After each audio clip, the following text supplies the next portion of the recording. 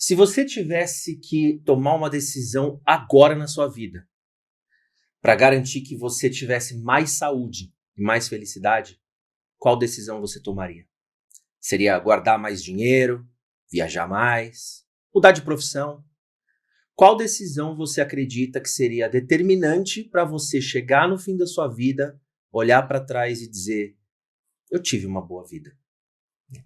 Seja muito bem-vindo ou bem-vinda ao Overcast, o podcast do Over Club Family Office que aborda temas de planejamento patrimonial, investimentos e, no episódio de hoje, estilo de vida. Para tanto, eu estou aqui nessa missão interessante com uma pessoa muito especial que eu convidei para participar e abrilhantar esse episódio, que é a Carolina Ovalle. Ela é psicóloga clínica, ela é mentora e ela também é palestrante, já com 13 anos de experiência, atendendo em mais de 20 países.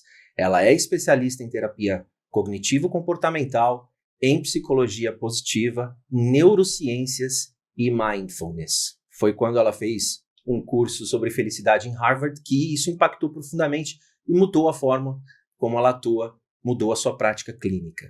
E o objetivo dela hoje, principal, é inspirar e ajudar as pessoas a viver uma vida com mais sentido.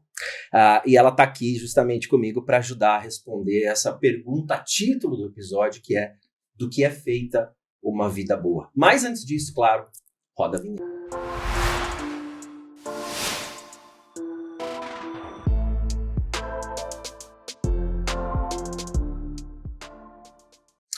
Carol, obviamente, antes de mais nada, muito obrigado por você ter topado esse convite para a gente falar de, acho que a coisa mais importante, né, que é a vida das pessoas. Muito obrigado mesmo. Eu queria agradecer muito o convite, né, como a gente conversou, é muito difícil hoje porque a gente tem que falar sobre transtornos mentais.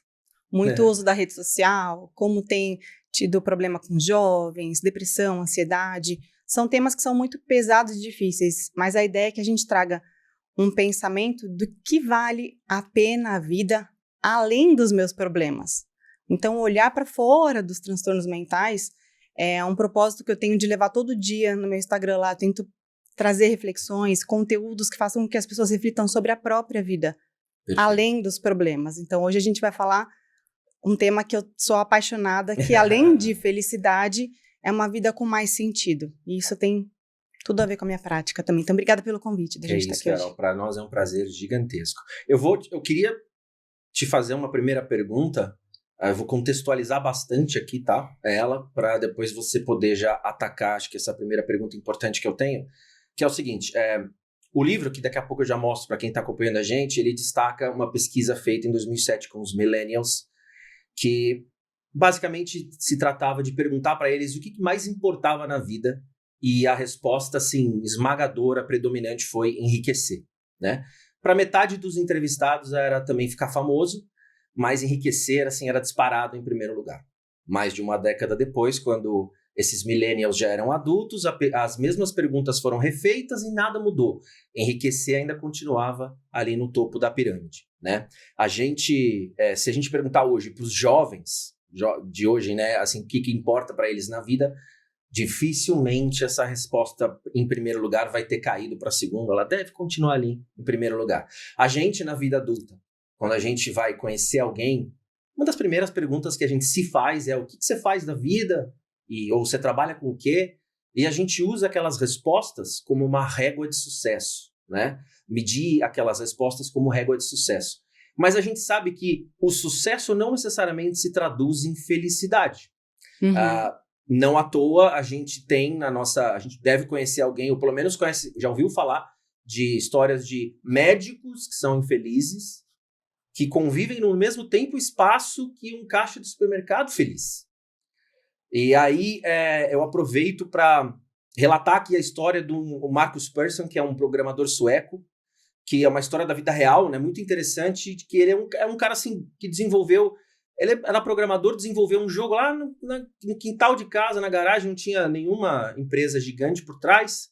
Fez lá, a paixão da vida dele era programar, desenvolver um jogo que dava asas à imaginação e que levava o nome de Minecraft. O jogo foi um sucesso estrondoso, vendeu horrores, e o que aconteceu com o Marcos foi que ele começou a se envolver com o aspecto corporativo do negócio, do business mesmo dele, que não dava prazer nenhum para ele. Ou seja, se envolver com reuniões, se envolver com RH, com jurídico, com compliance, sabe, com questões tributárias, tudo aquilo que ele não tinha nada a ver com ele e não era onde estava a paixão dele. Ele começou a fazer mais disso, que ele não gostava, e muito menos do que ele gostava. O que aconteceu foi que em 2014 ele tweetou: alguém aí está interessado em comprar minha fatia na empresa para que eu possa virar essa página? A Microsoft entrou em contato, as negociações avançaram rápido, e em 2014 o Marcos saiu desse negócio com 1,6 bilhões de dólares no bolso. Meu Deus, já eu nem conheci essa história. É interessantíssimo. Sim. Mas o mais impactante, Carol, é que 1 ano depois, ele tweetou o seguinte, eu vou ler para não cometer erros aqui de interpretação. O problema de se ter tudo é que você fica sem motivo para seguir em frente, e a interação humana ela se torna impossível por conta do desequilíbrio financeiro. E depois ele complementou: tô aqui em Ibiza, tô aqui com alguns amigos e uma festa cheia de gente famosa, posso fazer o que eu quiser da minha vida e nunca me senti tão isolado. Essa história do Marcos que eu trouxe aqui, Carol, é a história de alguém que, a gente usa a expressão chegou lá, o famoso chegar lá, né? E aí o que aconteceu quando ele chegou lá? Lá no final do arco-íris não tinha o que é prometido para ele, que era a felicidade. Ele não encontrou ela lá. Como que isso é possível? Essa é a minha pergunta. Meu Deus, essa história eu não conhecia. Dá pra tirar tanto aprendizado dessa história só, mas vamos voltar aqui ao foco. O dinheiro, e não se enganem, o dinheiro ele é muito importante, porque o dinheiro ele traz para nós qualidade de vida. Ponto. Verdade. E dificilmente você vai ter qualidade de vida se você ficar correndo atrás de pagar dívidas, de tentar quitar dívidas, de tentar dar o melhor para o seu filho. O dinheiro ele é uma coisa importante, mas ele não pode ser a única coisa importante. Então, quando a gente pensa em uma dessas lições do curso que eu fiz de Harvard sobre felicidade, é que existe um portfólio da felicidade. Um portfólio. Ou seja, se a gente seguir aquela regrinha, as coisas que a gente deveria focar, a gente vai ser feliz. Uma delas é o trabalho, mas não é qualquer trabalho. Tem que ser um trabalho que eu veja sentido em fazer. Tem que ser um trabalho que eu veja motivação para fazer. Eu falo, cara, eu estou servindo. Eu preciso me sentir agregando ao outro no meu trabalho. E hoje a gente é de São Paulo, né? Quando a gente aqui, todo mundo é medido pelo que faz, pelo que trabalha. Eu falo que as pessoas elas chegam a enriquecer muito na vida, e aí depois elas querem vender tudo e viver uma vida simples, numa casinha no interior, com paz. Então a gente percebe que não está atrelado ao dinheiro, mas sim o que você faz com o dinheiro. Perfeito. E se eu busco prazer, eu estou buscando unicamente algo momentâneo. Se eu unir algo prazeroso com pessoas e memórias, eu tenho satisfação. Satisfação traz pra gente essa felicidade. A felicidade, ela não é um destino. Não posso olhar como eu falo, não é como se você colocasse um endereço no Waze e você chegou lá, você conquistou. Não. Perfeito. É todo dia. Eu senti que a minha vida hoje tem sentido, o que eu fiz hoje, o que eu fiz amanhã. Por que eu acordei? Por que eu tô aqui hoje? Hoje a gente tá aqui compartilhando lições de vida. Isso. Para as pessoas. Isso pra gente traz alegria. Traz uma sensação muito boa de estar agregando outras pessoas. Então, tem a ver com sentido. Ele enriqueceu muito, mas teve um preço. Talvez ele não estava conseguindo socializar com as pessoas, manter contato. Ele estava ali trabalhando muito. Isso que acontece muito aqui em São Paulo. As pessoas elas vão alavancando a vida profissional, vão prosperando, o que é muito bom, mas vem um preço. Para eu continuar mantendo aquele império, eu preciso trabalhar muito, eu vou ter dor de cabeça, eu vou ter problemas. E aí, quanto que é o suficiente? Exato. Será que existe essa resposta? Quanto seria o enriquecer saudável? Muito relativo, né? Para cada pessoa vai ter sua régua, né? De onde, isso aqui para mim eu pararia aqui, para outro vai ser diferente. E por isso que sucesso e felicidade são coisas diferentes. A gente não pode falar que a pessoa que tem sucesso ela é feliz, porque são produtos diferentes. Perfeito. Caixas a pessoa pode diferentes. Ela pode ser muito feliz, tendo uma vida muito simples e humilde. Totalmente. E que a gente vê muito isso. O brasileiro, aliás, ele é campeão de sucumbir os problemas do país. A gente está tendo muitos problemas e a galera tá lá, continua fazendo seu churrasquinho, continua unindo a família e falando, cara, vamos passar esse problema, vamos continuar. E quem vê a gente de fora reconhece que a gente é um povo feliz. Né? Fala assim, nossa, vocês são felizes. Apesar do nosso ranking tá em 33º lugar, eu acho, dos países. Exatamente. Você mencionou uma coisa importantíssima, Carol, que foi essa questão de você usar o dinheiro para construção de memórias, né? Assim, para experiências, para se ter momentos e então usar realmente o dinheiro para isso. Existe um desafio muito grande que a gente enfrenta hoje em dia quando a gente, por exemplo, abre o Instagram, tá?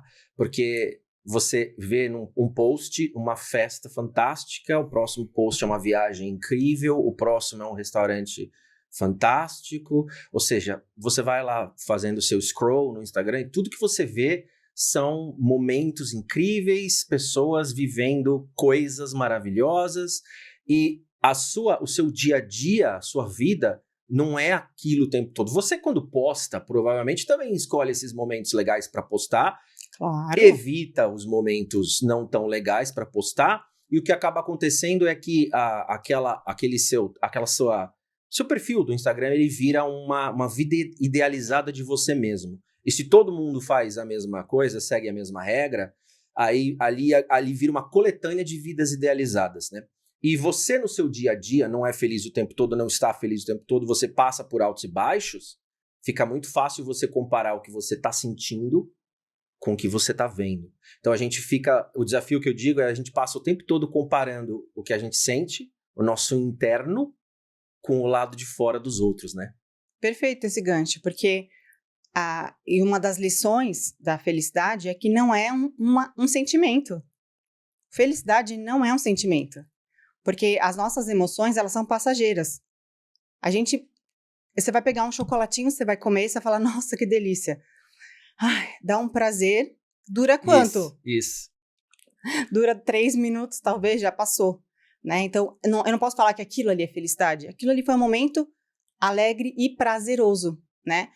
E a ideia da gente sentir viver esse dia a dia no mundo real tá muito difícil, porque a gente fica comparando a nossa vida pessoal, a nossa correria, com a vida das pessoas do Instagram. Só que eu falo que o Instagram é a vida que a gente quer que os outros vejam.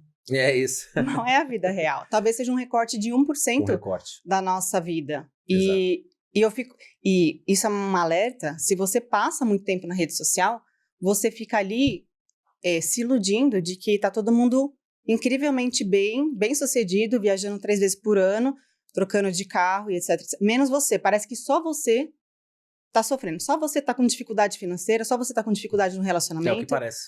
E você fica com essa sensação. Por isso que eu falo, Total. Primeiro ponto use a rede social com muito cuidado, muita cautela. Selecione quem você segue, primeiro ponto. Se você segue pessoas que te trazem questionamentos, pessoas que te inspiram, continue seguindo. Se você segue pessoas que te deixam pra baixo, ou seja, eu fico olhando aquela vida e falo, gente, não dá, sabe? Eu tenho umas amigas que 3 vezes em Nova York, estamos no meio do ano ainda. Eu falo, o que você tá...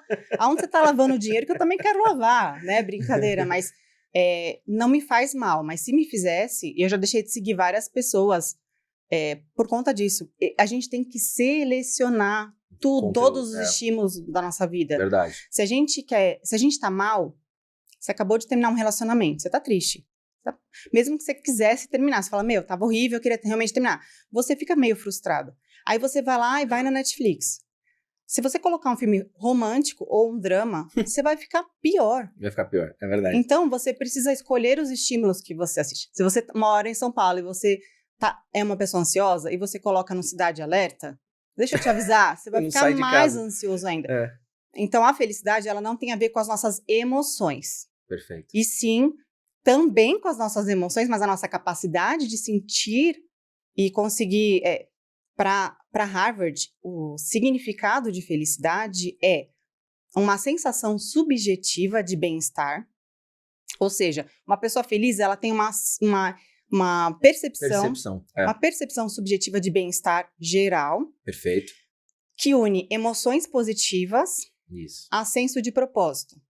O que são emoções positivas? A gente está sempre positivo? A gente tem sempre emoções de alegria, esperança, interesse, resiliência? Claro que não. Não, não é sempre. Mas é uma pessoa que consegue ter isso com frequência e mais, conseguir ampliar isso. Fazer com que eu tenha essas emoções mais vezes durante os dias, semanas, meses. Então, o que a gente fala muito é que a gente não vai ficar... as emoções, elas são sentidas. Nem sempre eu consigo controlar. Mas tudo que eu consigo, que eu sei que me faz bem, por exemplo, colocar uma música alta enquanto eu me arrumo. Hoje eu estava me arrumando, eu coloquei uma música que eu gosto muito. Eu estou promovendo em mim emoções positivas. Perfeito. Então, eu consigo prolongar essa sensação boa. Então, é minha percepção de ter poder sobre as minhas emoções positivas, unindo ao senso de propósito. Ou seja, por que eu tô nessa terra? Por que eu tô nessa terra? Exato. E não precisa ser assim, eu sou uma pessoa que sou pública, eu falo, eu inspiro milhões de pessoas. Pode ser você ser uma mãe e você querer ser uma inspiração para os seus filhos. Você falar, não, eu vou ser uma versão melhor de mim para que meus filhos se espelhem. E eles tenham orgulho de mim. É isso aí. Isso é um senso de propósito. Não precisa ser uma coisa muito complexa. Claro. Perfeito. Você chegou a mencionar instantes atrás a ideia da felicidade como um destino. Você até mencionou o Waze, né? E realmente essa ideia de... Poxa, quando eu chegar lá, quando eu chegar na felicidade, eu trato ela como se fosse um diploma, emolduro, coloco na minha parede, né? E agora eu exponho para todas as pessoas. Se você vive nesse estado constante de alcançar a felicidade, ela nunca vem, né? Porque ela sempre muda de formato. Então quando eu entrar na faculdade, e aí depois isso, quando você entra na faculdade, vira quando eu me formar, que vira quando eu arrumar um emprego. Quando eu ganhar muito bem no meu emprego. Exatamente. Quando eu ganhar muito bem, aí quando você ganhar muito bem, vira quando eu ganhar mais, quando eu casar, quando eu tiver filho. Sempre tá lá, né? Sempre tá lá. Então ela nunca chega, porque quando você chega nesse estado que você queria, você já transforma isso em outra coisa. E aí você fica, né, nessa busca constante por uma felicidade que não vem nunca, né? Nós somos insatisfeitos por natureza. Faz parte. Uhum. Não dá pra gente negar. Sim. A gente sempre vai querer. E querer mais ou querer diferente é uma coisa muito boa. Claro. Porque se a gente não olhasse lá na frente, as pessoas elas entendem isso muito errado. Nós somos ansiosos porque a gente olha lá na frente, a gente fica vivendo o futuro. Não é bem assim, a gente precisa, né? Vocês trabalham com investimentos. Se as pessoas não guardarem dinheiro hoje, elas não vão ter um futuro bom, elas não vão ter qualidade de vida lá na frente. Então, pensar no futuro, para nós, é uma questão de sobrevivência, faz parte da nossa evolução como seres humanos. Então, não é um problema. O problema é quando eu só vivo no futuro, quando eu coloco todas as minhas expectativas lá no futuro. Amanhã. E eu me sinto incapaz no presente, né? Então, Perfeito. até tem o exemplo da pandemia. A pandemia foi difícil para todo mundo, em todos os lugares do mundo, não foi só para nós, né? Verdade. Pessoas definharam muito. Sim. Emocionalmente. Eu acho que o boom da psicologia, da terapia veio depois. A gente estava até conversando sobre isso um pouco antes, como as pessoas hoje querem se informar mais de como buscar bem-estar, como buscar qualidade de vida. Terapia hoje não é mais um tabu como era antes. Hoje as pessoas... virou um status, né? Eu faço terapia, virou uma coisa assim, nossa, positiva, que legal, positiva. Né? Não pejorativa. Antigamente tem problema? É uma pessoa problemática, vamos resolver. E olha o louco ali. Exato. Era isso. E antes era muito visto dessa maneira. Hoje já não, já é uma visão de qualidade de vida, exatamente, de buscar uma versão melhor de mim, bem-estar. Então, a pandemia foi o mesmo cenário para todos. Não estou falando aqui de pontuar, né, dificuldade de quem não tinha dinheiro. Vamos pensar no geral. Foi um problema para todo mundo de saúde e de falta de sociabilidade. Total. De isolamento. Quem ganhava dinheiro com trabalho, todo mundo parou. O mundo parou então, assim, financeiramente foi um momento muito difícil. Pra caramba. Mas pessoas definharam e outras pessoas pensaram em se reinventar. Buscar uma outra maneira de vender o produto que vendia antes na loja, buscar uma outra maneira de atender os clientes que antes eram presenciais, agora tinha que ser no online. Entraram rápido nesse mundo online, muita gente foi resistente, perdeu muito tempo e negócios fecharam. Verdade. E outros prosperaram. Qual é a diferença? Que aí, esse é um ponto que, assim, tiveram inúmeros estudos, obviamente, mas nós sentimos na pele. Qual foi a diferença? A postura. Sim. A postura do ser humano. Como você encara. Como você encara. Então, pessoas que são muito pessimistas, elas não queriam pensar no futuro, porque o futuro era muito incerto e difícil, e o pensar no presente era terrível. Verdade. Isso faz parte da própria personalidade da Total. pessoa, a maneira que ela pensa. Já outras pessoas pensaram, cara, eu sei que depende de mim. O que farei? Porque a verdade é que não tem uma resposta certa. Sim. Mas se não tá bom, eu preciso buscar mudar. Eu preciso buscar alternativas, porque é fazendo que a gente tem resultados para tudo. E essa é uma lição também. Você quer ser mais feliz? Você não vai conseguir ficar sentado esperando ser feliz. Ai, um dia eu vou me sentir super bem comigo mesmo. Um dia eu vou prosperar no meu negócio. Não existe isso. Se você quer se sentir bem com você mesmo, você precisa começar a fazer coisas diferentes do que você está fazendo hoje. Exato. São ações, né? Isso que a gente também propõe na terapia. Então, a pandemia foi difícil para todos. Uns ficaram em casa e aceitaram passivamente tudo que acontecia. Exatamente. E claramente sofreram muito e continuam sofrendo e tiveram prejuízos com isso. Outras pessoas falaram, o que eu posso fazer dentro desse cenário? E a vida é assim. A psicologia clássica, ela veio para cuidar de transtornos mentais, veio para tratar o que estava ruim. A psicologia positiva, ela entende que a vida ela é muito além dos nossos problemas. Vamos continuar tendo. Todos temos problemas. Todos temos situações que a gente gostaria que fossem diferentes. Mas o que eu posso fazer além disso? Então, a psicologia positiva, ela quer que a gente tenha mais academias para fortalecer o que a gente já tem, do que clínicas de fisioterapia, para cuidar e consertar o que está de errado lá. Então, eu preciso olhar hoje para a minha vida e pensar, o que hoje me faz bem? O que eu já tenho hoje? Isso. E como é que eu posso fazer isso para ficar melhor ainda? Melhor ainda. Então, do mesmo jeito que você vai para academia, não é porque você foi hoje e você fez musculação, você não precisa mais voltar. Você vai ter que todo dia trabalhar os seus músculos. Exercício diário. E a felicidade é a mesma coisa. Todos os dias eu vou ter que buscar essas inspirações, esses propósitos, esses sentidos na minha vida, todos os dias. Fazer com que isso fique cada vez mais fortalecido. A boa notícia, para quem está acompanhando a gente, é que isso está ao nosso alcance fazer, né, Carol? E agora a gente aproveita já para compartilhar com quem está acompanhando esse episódio de hoje o conteúdo desse livro que a gente vai falar com bastante cuidado aqui hoje, que é o best-seller do New York Times, esse Uma Boa Vida, que traz dentro deste livro um dos estudos talvez o mais impressionante já visto, né, que envolve Harvard também, né? É um estudo sobre o desenvolvimento humano. Eles começaram lá atrás, né, Carol? 1938. Faz tempo. 87 anos. 87 anos. Lá atrás. E não acabou ainda, continua acontecendo. Isso é que é o mais impressionante. Ele é um estudo que começou e continua até hoje, né? Eles buscaram entender, diferente do que você comentou aqui, não problemas ou problemas de saúde ou questões negativas, mas o que fazia as pessoas prosperarem, né? O que fazia as pessoas viverem mais e viverem mais felizes também, né? Esse estudo foi interessante porque ele foi mudando o interesse. Na verdade, no começo era um estudo sobre o desenvolvimento humano, adulto, né? Eles queriam entender como que as pessoas podiam, o que fazia as pessoas viverem mais e com mais saúde. Saúde física mesmo, saúde... Perfeito. Eles faziam testes de exames e tudo. Não sei se você sabe, mas Harvard, a cada 5 alunos, 4 desenvolvem depressão. Depressão, perfeito. É uma estatística muito... que a gente precisa prestar atenção, porque é uma estatística que mostra que é um ambiente muito competitivo, muito estressante, muito exigente.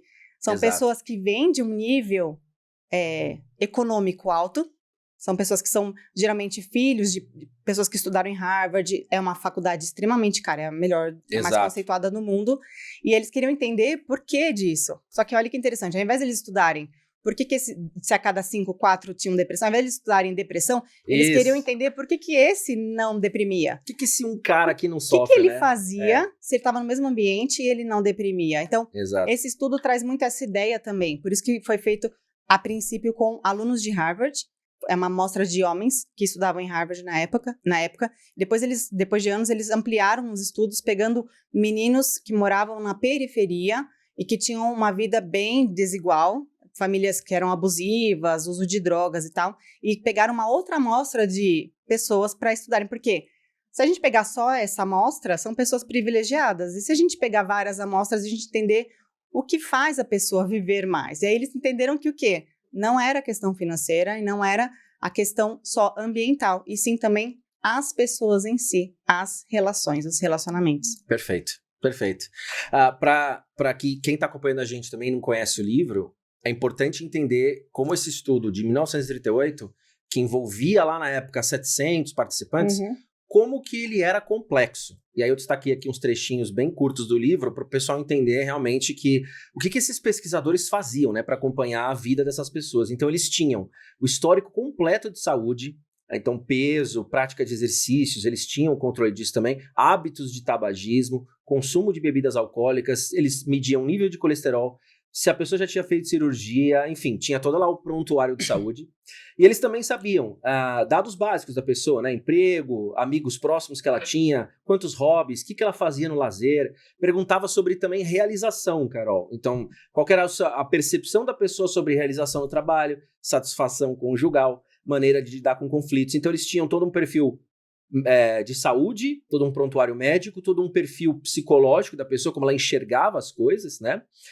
Laços de família, eles se aprofundavam nisso, quais são os piores momentos da sua vida, os melhores momentos da sua vida, enfim, crenças espirituais, posicionamentos políticos, práticas religiosas, objetivos que as pessoas tinham na vida. E o mais legal é que a cada 2 anos eles enviavam questionários, né, para as pessoas responderem, os participantes, né? A cada 5 anos eles coletavam de novo o prontuário médico, e a cada 15 anos eles visitavam os participantes para conversar, ver como eles estavam, né, e conversar com esses participantes. E um trecho legal, Carol, que eu lembro do livro que eles destacam, que é a história do Henry e da Rosa, casal que eles se envolveram muito cedo nesse estudo, né, lá em 1938 mesmo, e eles estavam lá na altura dos 80 anos, os dois juntos, uma vida inteira, e aí o pesquisador foi até a casa deles e perguntou para Rosa, qual que é o seu maior medo hoje? Né? E ela respondeu que o Henry tem uma doença assim, muito pesada.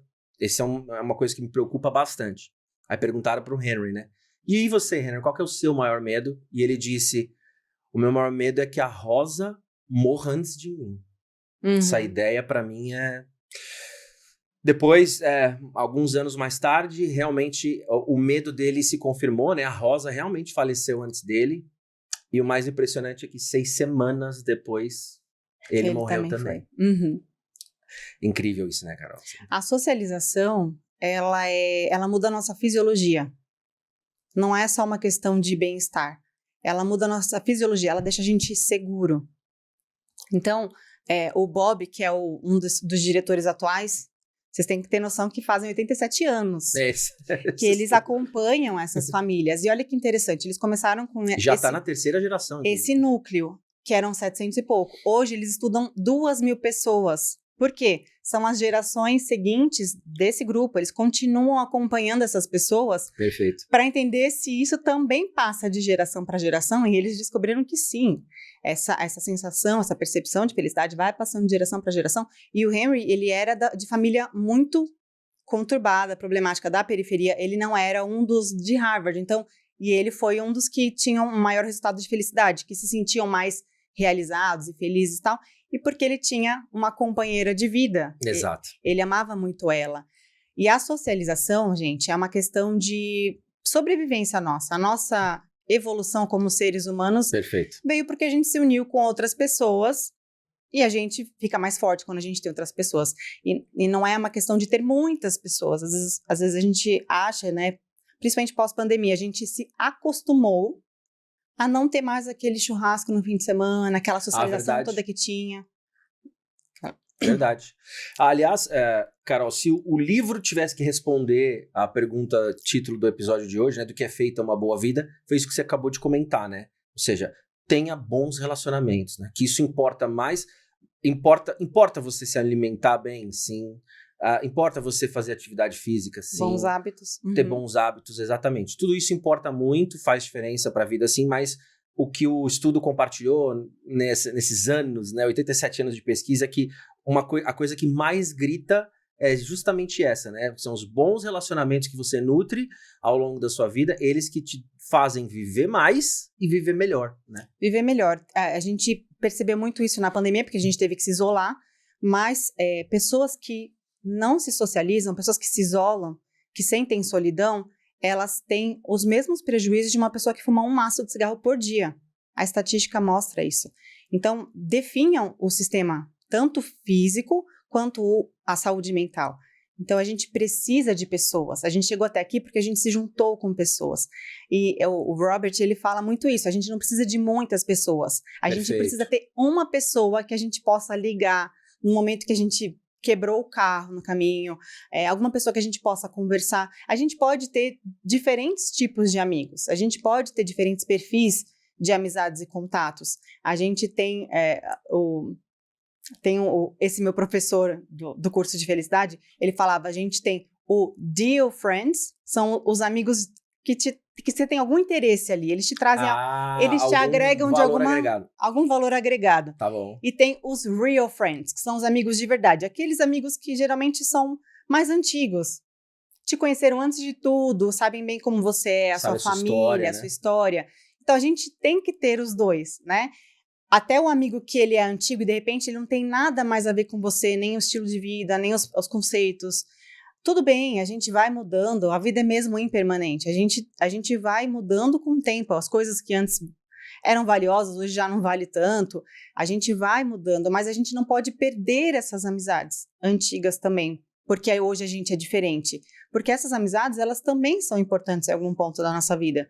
Então, se socializar, até os estudos mostram que diminui a chance de você ter depressão, baixa a pressão cardíaca, problemas vasculares, traz pra gente uma sensação de pertencimento, de segurança, então diminui também a ansiedade.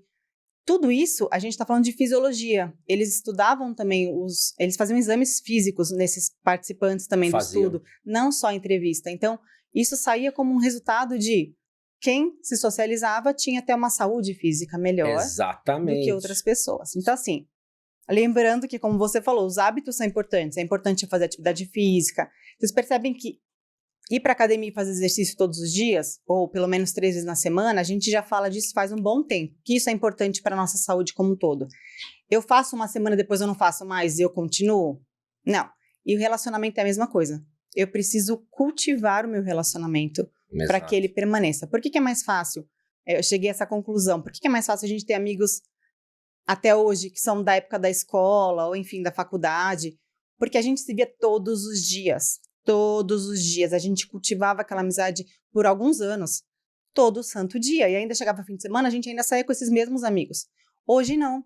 Hoje a nossa vida é muito louca, é muito corrida, a gente tem menos tempo, a gente tem outras prioridades. Então, essas amizades, elas não são mais cultivadas. Então, o Robert fala muito isso. A gente precisa cultivar as amizades. A gente tem que ter intenção. A gente tem que ligar para aquele amigo e falar, vamos se encontrar na quinta para a gente tomar um café? Não precisa ser muito, não precisa ser muita quantidade, não precisa ser muita frequência. Mas eu preciso manter aquele músculo da sociabilidade firme para que eu consiga ter esses benefícios também. Perfeito.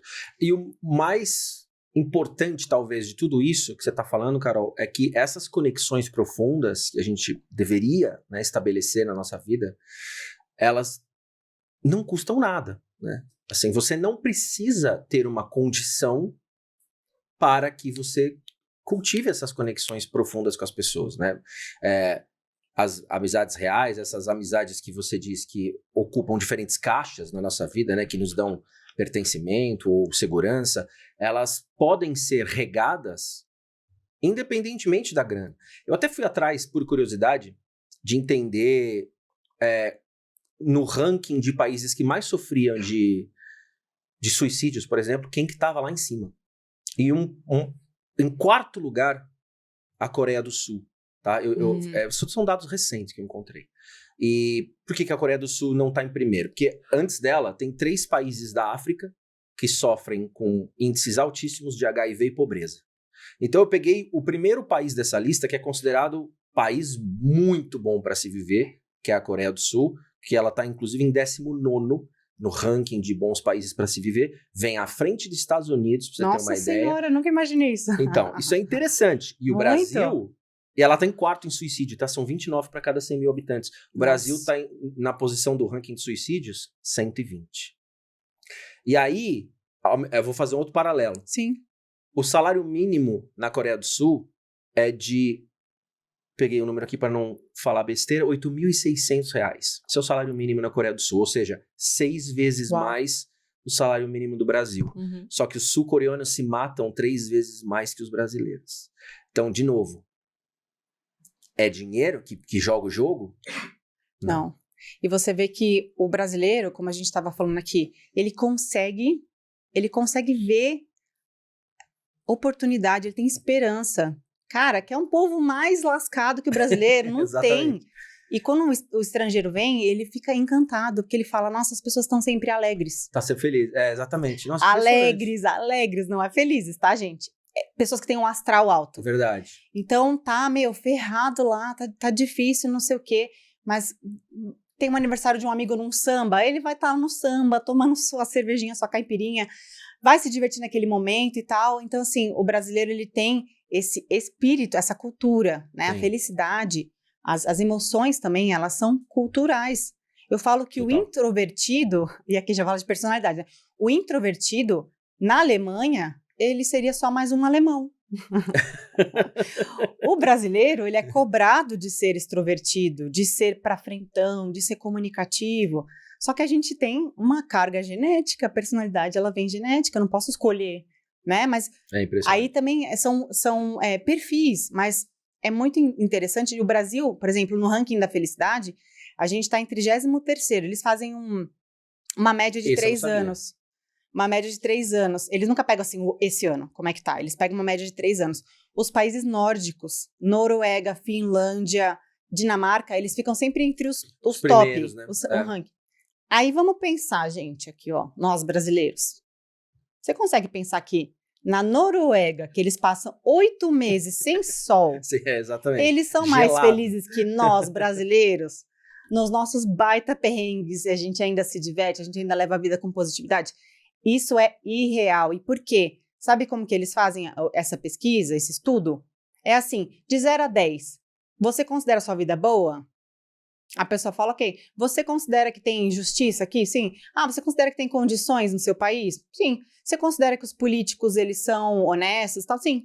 Você entendeu por que no Brasil não vai ter, a gente não vai conseguir subir nesse ranking? Perfeito. Porque eles não perguntam assim, me conta aí, você, como é que é a sua relação com as pessoas? Como é que você sente? Como é que é seu casamento? Como é que é a sua relação com seus amigos? Eles nem se relacionam. No trabalho.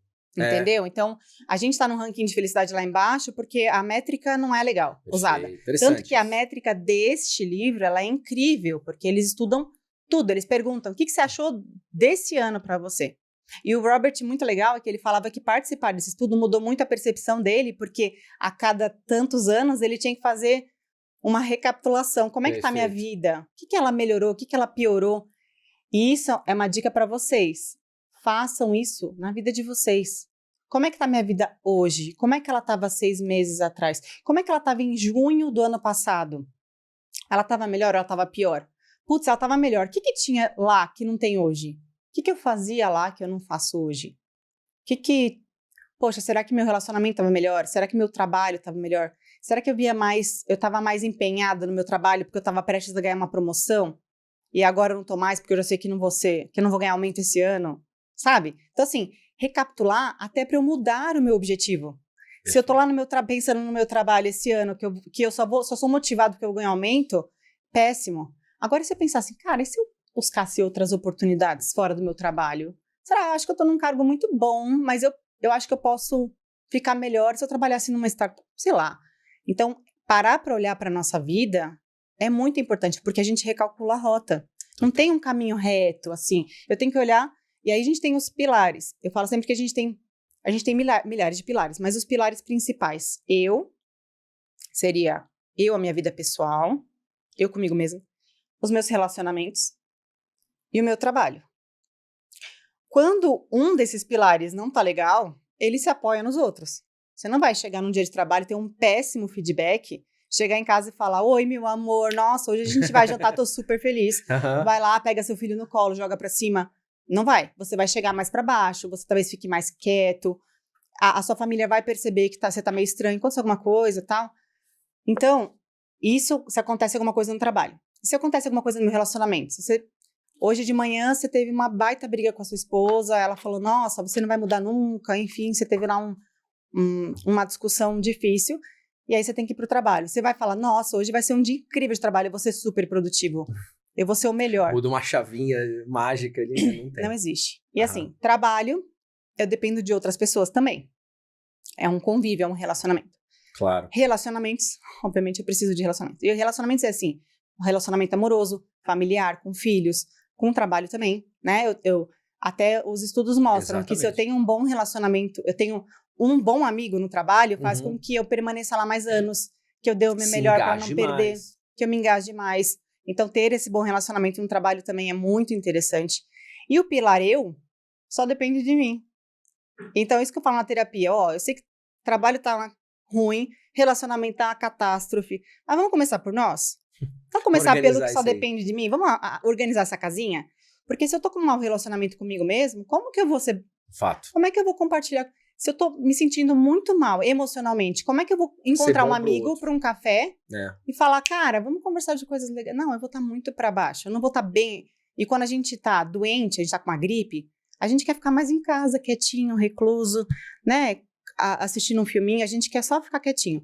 Quando a gente tá mal emocionalmente, é a mesma coisa. Eu dificilmente vou querer socializar, vou querer compartilhar, né? Então, eu vou tentar, eu tenho que buscar estar bem comigo mesmo primeiro, e aí seria trabalhar os hábitos que você falou, atividade física, melhorar meu sono, melhorar minha alimentação, melhorar os meus estudos, ter mais informação do que é bom para mim, porque o que é bom para mim pode não ser bom para você. A gente tem que entender o que é o nosso perfil, o que a gente busca da nossa vida. Equilibrar os meus pilares para que eu esteja bem comigo mesmo, para que eu possa ser melhor para o outro. Porque a questão da felicidade está muito em servir o outro. Isso me traz propósito e sentido. Se eu não consigo fazer isso por mim, como é que eu vou conseguir fazer isso para o outro? A gente tem uma troca de ocitocina quando a gente está conversando aqui. A gente não se conhece de antes, a gente não tem uma intimidade que você tem com um amigo, que você tem com a sua esposa. Mas a gente ainda libera ocitocina, porque a gente está tendo uma conexão. Perfeito. A conexão libera ocitocina. E a ocitocina, ela diminui os níveis de cortisol e estresse. Olha só. Então, se eu quero ficar mais tranquilo na minha vida, eu quero me acalmar, eu quero, cara, ser mais centrado, eu não quero ficar vivendo nesse modo sobrevivência, eu preciso me relacionar. Que é contra-intuitivo, essas conexões, né? A pessoa tende a se isolar. E a conexão, ela pode vir com o seu porteiro. Com o cara que te serve o pãozinho com café todo dia. Você sabe que o nome dele é Jorge, você bate uma troca de ideia com ele todo dia. Nossa, hoje o trânsito tá terrível. Tarará. Esse cara pode ser um aliado seu no seu dia a dia. Não precisa ser alguém... Claro que um filho, uma esposa, você tem muito mais ocitocina, você tem muito mais conexão.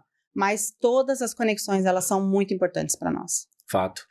Você mencionou uma coisa muito interessante, Carol, que é essa prática que ninguém faz, ou pouquíssimas pessoas fazem, na real, que é esse checkpoint, né? Então, você parar, observar a tua vida, onde ela tá, e fazer meio que uma comparação. Eu compartilhei contigo que a gente, dentro do Overclub, tem essa prática com os clientes que a gente atende, né? A gente lida com famílias que têm muito patrimônio, mas aquilo não necessariamente se traduz em qualidade de vida. E quando a gente para com as famílias para fazer essa importante reflexão uma vez por ano, não que a gente converse uma vez por ano, mas uma vez por ano a gente faz esse checkpoint de olhar para trás, entender como que as coisas estavam lá, como elas estão hoje, e aproveitar, como você disse, para corrigir rota, né? Isso a gente não faz. A gente, no nosso dia a dia, a gente não para e faz a gente mesmo. Se eu não tenho, por exemplo, uma ajuda sua, profissional, né? Eu não vou parar sozinho para fazer. É muito difícil a pessoa fazer. Até porque, muitas vezes, quando ela até resolve parar para fazer, ela não sabe como, né? Ou exatamente como que eu vou fazer isso? Como que eu vou fazer esse exercício importante? Então, isso é realmente fundamental. Se eu voltasse no tempo e fosse conversar com o meu eu adolescente, fosse contar pra ele, cara, você não sabe. Que exercício legal. Aos 45 anos de idade você vai estar aqui, vai fazer isso aqui, vai estar ali nesse momento de vida, casado com... Assim, eu me surpreenderia. O meu eu adolescente se surpreenderia com o meu eu de hoje. E não sei o seu caso. A sua adolescente se surpreenderia com você hoje? Não. Não se surpreenderia? Você conseguiu seguir a sua jornada exatamente como você imaginava? Que incrível. Eu sei que vai parecer incrível. Uma ilusão falar isso. É um filme. É difícil. Eu sempre Isso é difícil, hein? É muito difícil, eu sei. Eu sempre quis ser psicóloga. Eu sempre achava que tinha essa habilidade de conversar com as pessoas vinham conversar comigo. E não que eu fosse uma pessoa muito, como é que é? Muito sensível. Eu sempre fui muito direta, muito prática. Eu não era assim, talvez, a amiga que ia passar a mão na cabeça. Eu ia falar, Acorda. resolve, vai fazer as coisas. Então, por isso que eu acho que a terapia cognitivo-comportamental, ela cai comigo como uma luva, porque é uma ideia de que você é responsável pela vida que você tá levando. A gente não... e aí é importante, quando a gente fala de relacionamento amoroso, não é porque eu encontrei uma pessoa que foi ruim pra mim, que todos nós já ficamos com alguém que não foi muito legal, Claro. ou que Imagino magoou o que nosso coração. Todo mundo já passou por situações assim. E por isso que eu falo, né? Que a vida foi perfeita até aqui, que eu falo, nossa, mas eu fui muito condizente com o que eu acredito. Então, lógico que eu já me relacionei com uma pessoa que não valiam a pena, mas eu não fiquei ali. Eu não fiquei falando, nossa, eu tenho dedo podre. Nossa, aí eu saí de um relacionamento ruim pro outro. Meus relacionamentos foram sempre... Eu sempre me relacionei muito, sempre tive muitos amigos. Eu sou extrovertida por personalidade, então eu amo pessoas. Bom, eu sou psicóloga, né? Tenho que gostar de pessoas. Minimamente. Senão eu estaria meio fora da minha profissão. Mas eu gosto muito de pessoas, eu gosto muito de cuidar. Eu sou aquela pessoa que cuida da família, que cuida da vizinha, que cuida da... Quem precisar sabe que vai me ligar, que eu vou, largar o que eu estou fazendo para resolver, para ajudar. Tanto que eu queria muito ser da área da saúde. Mas eu já sabia que se eu fosse, por exemplo, médica, primeiro que eu tenho TDAH horrível, seria uma médica talvez bem difícil.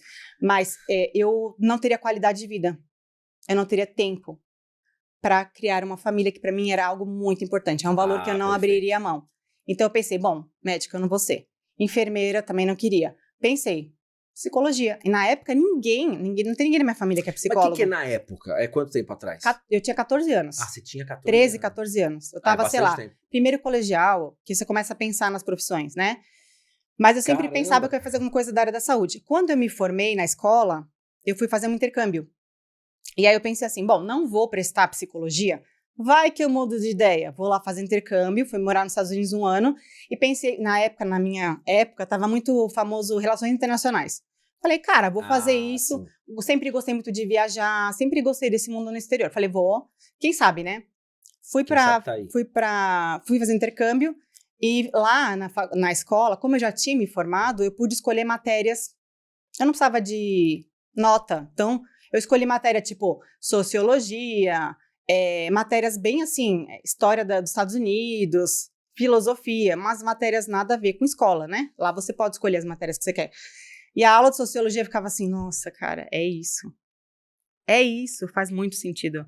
Hoje o professor do curso de felicidade de Harvard, ele é um neurocientista, mas ele é sociologista, e ele estuda muito a sociedade, que para nós traz muito conteúdo. Claro. Se eu entendo que o Brasil é uma cultura, fora do Brasil é outra cultura, como é que eu posso comparar uma cultura com a outra? Como é que eu posso comparar felicidade aqui e felicidade na Noruega? Não é a mesma coisa, não é o mesmo parâmetro. Então, tinha tudo a ver, enfim, eu voltei com mais vontade ainda de fazer psicologia. Ah, só reforçou. Só reforçou o que eu já pensava. Caramba. Eu voltei, fiz, e eu sou apaixonada até hoje. Eu estudo porque eu gosto de aprender. Eu uso na minha prática clínica, óbvio, tudo que abre a nossa cabeça, mas eu gosto muito desse pensar fora da caixa, sabe? Uhum. Por que eu vou usar técnicas para minimizar a ansiedade se eu posso buscar ter mais sentimentos de segurança, de alegria, me sentir pertencente, que isso vai diminuir minha ansiedade? Então, eu posso buscar um outro caminho também que vai me trazer os mesmos benefícios, né? Perfeito. E aí eu fui, enfim, fazendo a faculdade, gostei muito. E o que é interessante? Eu também tive sorte, porque eu vim de uma família muito estruturada. Meus pais são casados até hoje, 47 anos. Nossa, que legal. Eles são muito, eu brinco que eles são muito pombinhos, porque eles ficam tipo, te amo, beijinho, beijinho. Eles passam muito tempo juntos. Eles são bem o caso do livro, né? Que tem muito medo de perder o outro. Porque eles se conheceram com 17 anos, sei lá. Nossa. Então, eu tive esse lar, eu tive esse berço. Então, para mim, foi muito mais fácil pensar em relacionamentos saudáveis, buscar relacionamentos saudáveis. Claro, você tinha um baita exemplo ali dentro de casa. Mas duvido que a Carol de 14 anos pensava assim, também vou ser palestrante. Ou pensava? Pensava. Você não acredita. Eu era tipo, sabe aquela... Qual que é o medo das pessoas? Falar em público? Falar em público, sim. Certo? Carol, TDAH, péssimas notas na escola. Tipo, pensa na pior aluna da sala, Carol. Mas a Carol, ela conseguiu passar de ano porque ela tinha uma ótima rede social. O amigo que vai ajudar no português, a outra que vai ajudar na matemática. Eu sabia as minhas armas ali. Aí, na hora do trabalho, o que as pessoas não querem fazer? Apresentar. Sim. Carol, a gente faz... Você apresenta. Claro, Carol apresenta. Então, a Carol não é que segura a cartolina, a Carol é que apresenta. Você pulou na granada.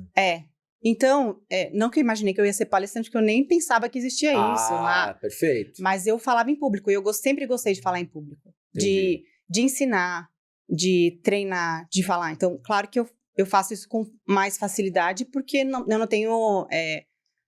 Claro que depende do público. Todo mundo tem medo de falar em público. Não é que eu tenho zero.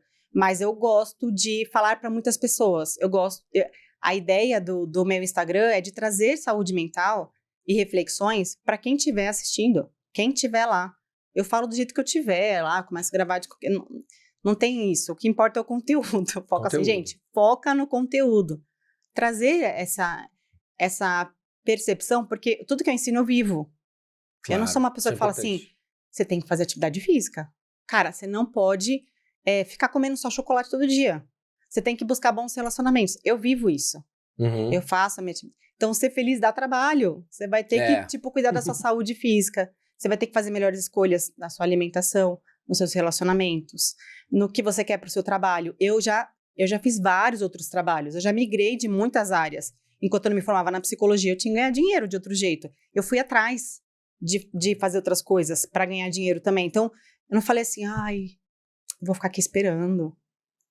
Entendeu? Não tinha essa opção. Então, como eu vivi isso, e eu sei que se a gente for, e quanto mais a gente faz, mais a gente se sente capaz, perfeito, que é isso que eu ensino para o paciente, quanto mais você fizer, mais você se sente seguro fazendo.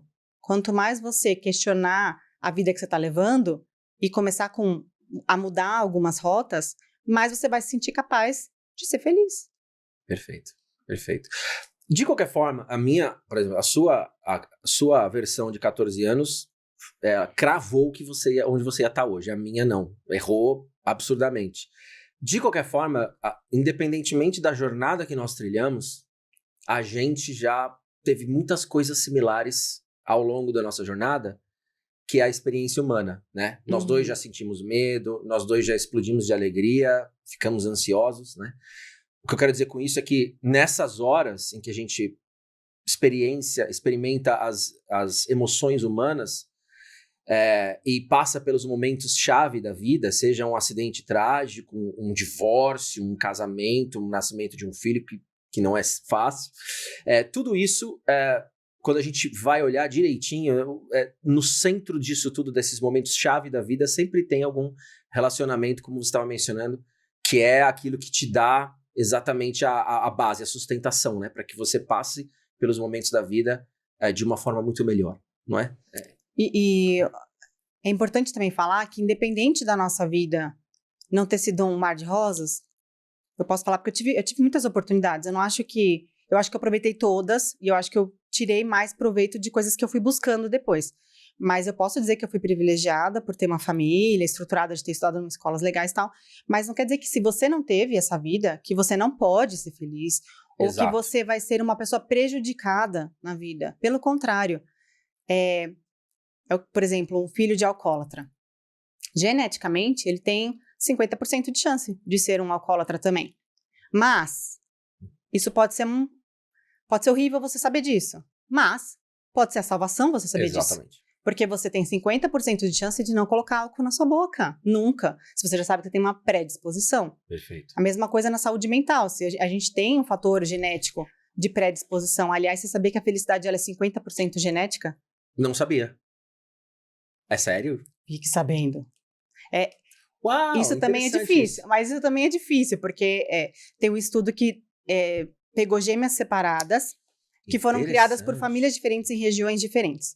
Uma região uma teve uma família mais abastada, uma teve uma família mais desfavorecida, e não é que eles separaram para fazer o estudo, não, gente. Elas foram adotadas. Foram circunstâncias separadas por uma circunstância. E aí depois elas foram juntadas aos 40 anos, e eles fizeram esse estudo como se fosse de Harvard, essa pesquisa de exames de sangue e questionários e tal. E descobriram que 50% elas tinham tudo muito parecido, muito. Então, vinha da parte da personalidade, vinha da parte de toda essa parte que vem da mãe. Então, eles brincam, o Arthur Brooks, que é o professor desse curso de felicidade de Harvard, ele tem Instagram, tem podcast, assim, eu acompanho todo dia, e ele fala muito sobre isso. Ele fala assim, então, 50% da sua infelicidade vem da sua mãe. Que a culpa é sempre da mãe, né? Ele fala isso brincando. Mas 50% foi da sua mãe. E o que quer dizer isso? Não quer dizer que ela te fez infeliz, quer dizer que se ela era uma pessoa muito ansiosa, preocupada, estressada, se ela tinha uma visão mais pessimista, se ela tinha uma condição de vida mais desfavorecida que deixava ela sempre muito alerta, vai passar para você. Uhum. Mas, como eu falei, 50% é 50%, não é 100%. Exatamente. Sabendo disso, os outros 50% o que são? 25% seriam as circunstâncias de vida. Tá. O que acontece que a gente não prevê, que a gente não pode evitar. O incontrolável. Vão acontecer, que podem deixar a gente mais infeliz ou mais feliz. Por exemplo, uma questão de saúde, tá? Perfeito. E os outros 25% tá dividido nesse portfólio que ele ensina sobre a felicidade que eu tava falando para vocês. Esse portfólio, ele tem 4 itens que a gente deveria focar. Ou seja, se a gente focar a nossa vida nesses 4 pontos, a gente vai ser mais feliz. Isso o estudo mostra. Legal. Toque bom, tem uma receita do bolo. Anota aí. Primeiro seria fé. O quanto você é conectado com uma fé ou uma filosofia de vida. Perfeito. Por conta de várias religiões que foram surgindo, muitas religiões foram se perdendo. As pessoas hoje falam, não tenho religião, ou viram ateu. A gente precisa acreditar em algo que seja maior do que nós. Não necessariamente precisa ser uma religião. Pode ser uma filosofia de meditação, de mindfulness, sei lá, essa conexão. Não precisa ser religioso. Não precisa ser religioso. Então, você está conectado com a sua fé primeiro. Para você tirar o olho do seu umbigo e entender que o universo é maior. Até faz a gente se sentir mais seguro numa situação de dificuldade. Se a gente pensar que tem alguém, uma energia, alguém olhando por nós, a gente se sente mais seguro. Então, o primeiro seria fé. O segundo, família. Tá bom. Pessoas que têm família, que têm esse convívio diário, elas têm mais propósito. Elas se sentem mais acolhidas, mais seguras. Se você teve um dia muito difícil no trabalho, mas você volta para casa e você tem alguém para compartilhar isso, você naturalmente vai ser menos estressado, você vai ser mais feliz. Família, a sua, que você construiu, mas também a sua de onde você veio, tá? Mas a gente tem mais responsabilidade pelas próximas gerações. Talvez você não tenha tido uma família que você queira manter o contato porque foi uma família abusiva. Bem, que você seja uma versão melhor para a família que você está construindo. Perfeito. Então, fé, família. O terceiro seria amigos. Socialização, comunidade, se juntar em grupos. Ai, Carol, hoje está muito difícil. Vai para uma academia, você vai ter um grupo lá. Vai fazer um curso, você vai ter um grupo lá. Vai fazer um voluntariado, você vai estar servindo e você vai ser muito bem-vindo, você vai ser acolhido. Nós precisamos nos sentir pertencentes. A verdade é essa. Se a gente se sente isolado, a gente tende a ter muita ansiedade, medo. O medo, ele vai definhando o nosso sistema. A gente vive no alerta, luta ou fuga. Então, a gente precisa ter essa rede social. E o quarto, um trabalho, não é qualquer trabalho. É um trabalho que eu tenha 2 benefícios. O primeiro, que eu tenha conquistado o meu sucesso, ou seja, que eu tenha tido sucesso através dos meus próprios esforços. Eu tenha prosperado no meu trabalho de acordo com o que eu fiz. Não porque você é herdeiro. Perfeito. O herdeiro talvez não tenha essa percepção de trabalho. Então é um esforço próprio, entendi. Um esforço próprio. E o segundo, um trabalho que eu sirva. Eu sirvo o outro. Perfeito. Isso que eu ia perguntar. Eu me sinto a servindo o outro. Pode ser o motorista do ônibus escolar. É uma profissão que a gente vai falar, nossa, a gente não valoriza tanto, mas ele pensa todo dia que ele tem que acordar cedo e estar no horário, porque se ele não estiver, as crianças não chegarão na escola tempo hábil. Então, o servir ao outro tem a ver com o que você falou antes, que era o senso de propósito, né? Achar o why, né? O porquê daquilo que você faz o que você faz. Né? Exatamente. Por que eu faço esse trabalho? Né? Então, primeiro, fé. Então, o portfólio da felicidade, a receitinha da felicidade é fé em primeiro lugar. Da parte que você controla. Da parte que eu controlo, exatamente. Fé. E não só que eu controlo, mas que eu posso melhorar. Pode melhorar, perfeito. Então, esse portfólio para felicidade é fé em primeiro lugar, família em segundo, amigos em terceiro e um trabalho em quarto. Um trabalho que eu tenha sentido, que eu veja sentido, e que eu sirva o outro e que eu veja que eu cresci pelos meus próprios méritos. Perfeito. Busque isso. Essa é a receita do bolo para você começar. Que nem você falou, refletir o que eu tinha no passado que hoje eu não tenho mais. O que eu posso melhorar? Que a psicologia positiva fala. O que você já tem? Você já tem músculo. Você vai para academia para você melhorar o seu músculo. Esse portfólio da felicidade seria a mesma coisa. Perfeito. Você tem que melhorar esses pontos. E você vai sentir mais, uma vida com mais sentido. O que eu gosto muito da capa, do título desse livro é que é uma boa vida. Não é uma vida excepcional. A vida perfeita. Perfeito. Como tem os livros, até né? porque não existe, né? Os livros que você vê hoje na livraria, como se livre da ansiedade. Não existe isso, gente. Sim. Agora, não tem como você mirar lá e jogar fora, tirar com a mão. Deixa eu extrair Quem aqui, dera. né? Então, eu acho que uma boa vida já é muito bom. Eu olhar para minha vida e já contemplar o que eu já tenho, me sentir satisfeito com o que eu já tenho. Perfeito. Nesse portfólio que você mencionou, fé vem antes, depois família, você mencionou interessantemente a família que você nasce e a família que você constrói, né? E eu pensei aqui que nesse processo de construção da família envolve você, em algum momento da sua vida, encontrar o seu parceiro ou a sua parceira, a pessoa que você vai constituir uma família com. E tem um desafio muito interessante que se propõe, né, nesse momento em que você conhece o teu parceiro ou a tua parceira e vai começar a construir uma vida com ela, que é justamente aquela ideia de a paixonite toma conta dos dois, e aí o que acontece é que eles passam a esquecer o resto da vida e viver aquele relacionamento, porque nesse momento inicial, onde a paixonite está mais extrema, é onde isso mais acontece, né? As pessoas falam assim, nossa, isso tá tão bom e eu tô vivendo isso tão intensamente que o resto vira resto.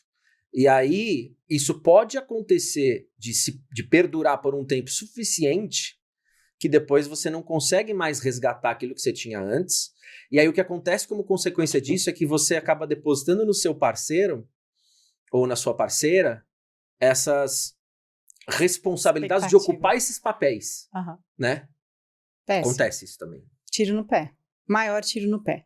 Eu atendo muitos casais, eu trabalho também com terapia de casais. Isso que eu te falo, qual dica que você dá para as pessoas assim, tá legal, vive o relacionamento, mas não esquece o resto que é importante? Gente, nós somos indivíduos. Lembrem disso, tá? Esses Instagrams que tem o nome da pessoa com o marido. Gente, tira aí. Você é uma pessoa. A pior coisa do mundo é você ser a esposa, a pessoa. Quem? A Carol, mulher do Bruno. Sim. A esposa do Bruno. Eu tenho umas pacientes que falam assim, mas eu falei, você quer continuar sendo? Se você continuar não fazendo nada, você vai continuar sendo. Seja uma pessoa, um indivíduo. Antes de encontrar essa pessoa, você era quem? As pessoas não lembram quem elas eram. Verdade. Então começa por aí. Quem era você antes? Nossa, eu era muito mais espontâneo, eu era divertido, eu era engraçado. Fazia A, B e C. Nossa, eu era, muito pra frente, agora só fiquei... Então, relembra quem você... por isso que, às vezes, os amigos antigos, eles não são muito dear friends. Eles não te agregam muito, digamos assim, em outras palavras. Mas eles são ótimos pra lembrar a sua versão despojada. Aquela pessoa que você era mesmo, assim, no núcleo. E quando a gente tá num relacionamento, a gente precisa ter momentos fora da relação. Cada um tem que ter o seu próprio hobby. Perfeito. Então, assim, muita gente faz coisas juntas. Eu acho legal. A gente vai pra academia juntos. Eu acho ok. Mas, cara, tem o seu horário. Coloca seu fone, vai ouvir o seu podcast. Se interessem por assuntos diferentes para vocês poderem compartilhar coisas diferentes. Vai encontrar um café com uma amiga. Por isso que tudo tem que ter intenção. Uhum. A gente não pode achar que as coisas vão acontecer, gente. Não vão acontecer. Eu preciso chegar e falar, quinta-feira eu marquei com uma amiga de tomar um café, tá bom? Tá bom. Ter momentos juntos é muito importante. Eu faço bastante isso. Eu tenho uma filha de 4 anos. Então, a gente dificilmente consegue conversar, porque tudo é voltado para ela, e quando a gente, às vezes, está conseguindo conversar alguma coisa, fica naquela interrupção básica. Você tem filhos? Eu tenho um de 2. Então. Exatamente aquela situação que você não consegue ter a troca mais com o marido e com a mulher. E aí o que acontece? Você vira o pai e ela vira a mãe. Exato. Cadê o marido? Cadê? A gente era amigo antes, a gente conversava muito, a gente tinha uma troca muito legal. Eu tenho uma troca muito legal com meu marido. E a gente costuma falar assim, vamos sair pra jantar, pelo amor de Deus, tipo sexta-feira? Aí a gente vai até conversar, não conversa agora. Vamos guardar esse assunto para sexta-feira. Juro que a gente faz isso. Que legal. Pra gente ter um exercício, que nem você falou, eu quero que você compartilhe umas coisas, mas compartilha lá, porque eu quero ver na hora, porque tem tem esse interesse. Perfeito. Então, a gente vive todo dia na mesma casa, na mesma rotina, cada um com seus problemas do seu trabalho. Volta para cá. O filho tem aquela mesma rotina e demanda que os dois ficam voltados para a criança. Se a gente não intencionalmente reserva um horário, às vezes até o sexo tem que ser agendado. Vocês têm que falar assim, sexta-feira, se prepara, 8 horas, a gente vai se encontrar, tá? Porque às vezes não vai ser tão natural. Eu tenho que ter a intenção para que eu consiga nutrir o meu relacionamento amoroso também. Então, ter a vida a dois é muito importante, a gente compartilhar esses momentos intencionalmente e também marcar fora, ter hobbies diferentes. Vocês podem gostar de os dois jogar beach tênis, e aí, de repente, domingo a gente joga beach tênis com alguns amigos. Acho super legal também. Mas você tem que ter aquele amigo que você vai falar até do seu relacionamento. Sim. Cara, a gente tá meio desconectado, como é que tá? Porque teu marido não vai estar lá. Seu marido não vai estar lá. Isso aí. Porque o seu marido também vai ter os amigos, vai ter os amigos. O meu marido também vai ter os amigos dele para compartilhar, para tomar cerveja, para assistir futebol. Eu vou ter que ter o meu programa que eu gosto. Quando a gente tem vidas paralelas, a gente compartilha momentos. Fica muito mais interessante. Isso é fato. A gente se encontra com qualidade de tempo. A gente tem assunto para compartilhar. E, obviamente, a gente não tem assuntos que ele não vai gostar de ficar ouvindo de psicologia, de que tá na moda, beleza, etc. Eu também não quero ficar ouvindo de esporte, de tênis. Não gosto. Então, de trabalho, também de estresse. Então, a gente tem amigos para isso. E é importante a gente cultivar. Só que, como eu falei, eu tenho que ter a intenção de marcar com a minha amiga, eu tenho que ter a intenção de marcar de sair, marcar de ir num barzinho, de repente. A gente precisa entender que nós somos pessoas individuais e que se a gente cultivar vidas individuais, a gente vai viver muito melhor em conjunto, a gente vai compartilhar momentos. Quando eu acho que meu marido, ele vai ser meu amigo, meu confidente, ele vai ser minha segurança, ele vai ser o divertido. Cara, eu coloco um peso e uma expectativa muito grande no outro. E até posso olhar na rede social e falar, mas o marido dela é maravilhoso, o meu não é bom o suficiente. Cara, constrói um relacionamento que seja bom para você. Porque provavelmente você pensou num modelo de esposa. O seu amigo, ele pensa num outro modelo. Talvez uma mulher que tenha outros valores, outro estilo de vida. E tá tudo bem. Eu vou estar feliz com o meu modelo, você vai estar feliz com o seu. Tem que estar bom para os dois lados. E às vezes a gente pode estar muito desconectado e as pessoas já pensam logo no divórcio. Quando, na verdade, eu preciso trabalhar essa relação. Assim como todo dia eu apareço para trabalhar, eu tenho que todo dia aparecer no meu casamento. Bom dia, boa tarde, boa noite. Quer um café? Quer uma água? Vamos jantar? Como é que foi hoje no trabalho? As pessoas esquecem de perguntar como é que foi o dia do outro. Porque já não quer mais ouvir, já tá cansado. Não tem mais energia, né? Não tem. Isso é mega importante. É engraçado como pra gente melhorar o relacionamento nosso íntimo, né, que a gente tem, muitas vezes a gente precisa resgatar os momentos em que a gente não tá com aquela pessoa, justamente para melhorar os momentos em que a gente tá com ela. Parece estranha a ideia, mas é importante, né? É o que você falou. Antes de vocês serem um casal, vocês eram indivíduos. Mas é muito comum as pessoas se perderem. E você não pode perder a imagem da pessoa pelo qual você se apaixonou. Vamos na terapia de casal, uma coisa que eu gosto de... Quando eu vejo que o casal tá assim meio... desconectado. Eu falo que a terapia de casal, ela faz duas coisas. Ou ela fala, realmente, gente, vamos se separar. Ou ela fala, cara, dá pra gente resolver isso aqui, dá pra melhorar. Quando eu vejo que tá meio em pé de guerra, mas eu sei que eles estão trabalhando e se gostam muito, eu falo, me conta como é que você conheceu ela. Cara, é impressionante, porque eles começam a buscar... Volta, né? Aí fala assim, ela tava usando um vestido roxo. Aí ela vira e fala assim... Nossa, você lembra disso? Ela fala... Nossa, eu nem lembrava disso. Eu lembro, você tinha deixado o cabelo bem preso, e eles contam nos detalhes, e é muito gostoso. A gente fica ouvindo assim, eu fico imaginando a cena. Só que ela tava lá, então ela relembra da cena. Sim. E aí ela fala, nossa, ele já tava apaixonadinho por mim, então ele me viu ali, eu vi que você jogou o cabelo, assim, então... E aí quando ela vai falar dele, e você na época fazia esporte, então você vê... Isso reaquece o casal, porque eles se lembram do porquê que eles gostaram um do outro. O que foi que atraiu um ao outro. E você sabia que uma curiosidade... Aliás, vocês podem fazer isso em casa, não precisa fazer terapia de casal. Você pode chegar em casa e falar, vamos lembrar o dia que a gente se conheceu?